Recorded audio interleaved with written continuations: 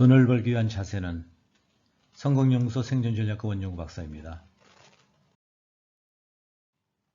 돈이 무엇인지, 왜 필요한지, 돈을 버는 목적, 방법, 수단 등의 기본적인 개념과 정보를 이야기했습니다.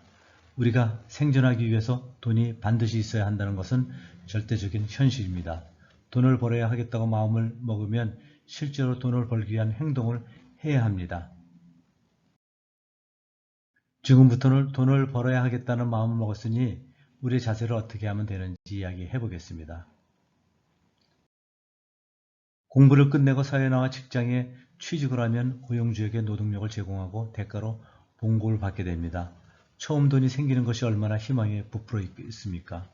이 돈으로 무엇이든지 자기 마음대로 할 수 있습니다. 우선 돈을 모을 계획을 세우고, 돈이 모으면 빨리 집을 사야겠다는 계획을 짤 것입니다. 물론 사람들마다 생각이 다르니 계획도 다를 수가 있습니다. 어찌됐든 일반적으로 보통 사람들은 그렇게 할 것입니다.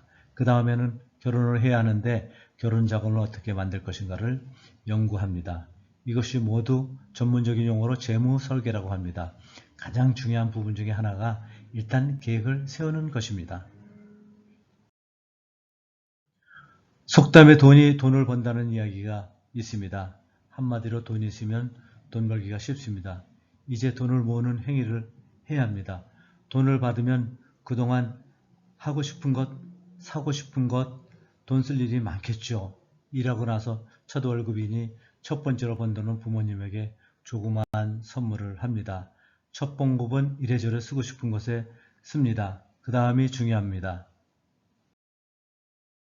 앞으로 많은 날들을 경제적으로 여유있게 살려면 지금부터 돈을 모아야 합니다.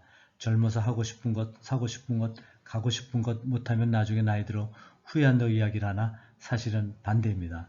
젊어서 많이 쓰면 늙어서 고생합니다. 이제부터 저축을 한다고 계획하고 일정한 액수를 은행에 적금을 가입합니다. 매달 100만원씩 적금을 부으면 자기도 모르게 5년 후에는 원금이 6천만 원이라는 거금이 적금 통장에 쌓이게 됩니다. 적금 가입할 때 어느 은행이 좋은지는 금융감독원 금융상품통합비교 공시를 활용하면 됩니다.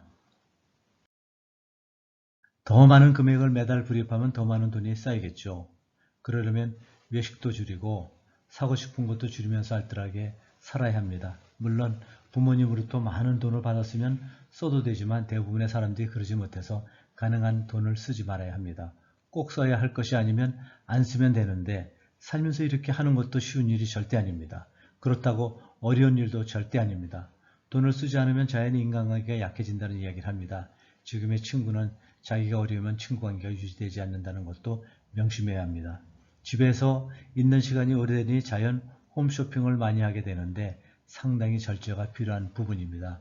스마트폰도 고장나지 않은 한 오래 쓰고 자동차는 꼭 필요하지 않으면 되도록 늦게 사고 비싼 신상품보다 좀 늦더라도 유행이 지난 옷을 사면 훨씬 돈이 절약됩니다. 돈을 모으고 안 쓰니 어느 날 무엇을 할 수 있는 X가 모였습니다. 이 돈으로 이제 무엇을 할지 선택을 해야 합니다. 돈을 조금 더 모아서 하고 싶은 사업을 한다든가 어디에 투자를 한다든가 방법을 생각해 봅시다.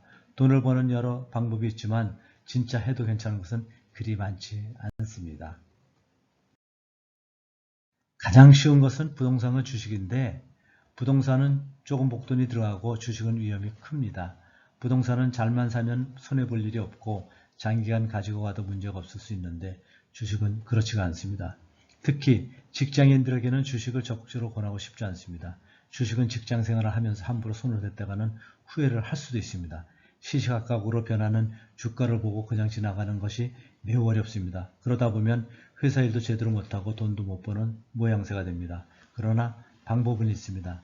일단 전문가에게 자문을 받아 장기 투자할 수 있는 종목을 선택하여 묻어두면 됩니다.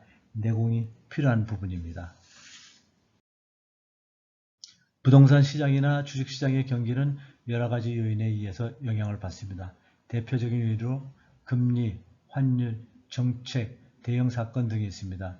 금리와 투자의 관계를 세계적인 투자자인 앙드레 코스툴레나의 달걀 모형으로 어떻게 변화하는지 살펴봅시다. 호황기와 불황기의 금리가 변동되면서 부동산과 주식을 사고 파는 시장의 변화가 생깁니다. 그러나 이러한 사이클은 우리와 같이 일반인들이 투자에 활용하기에는 역부족입니다. 명심할 것은 무조건 일단 목돈을 빨리 만드는 것입니다. 그래야 더 큰 돈을 만들 수 있습니다. 감사합니다.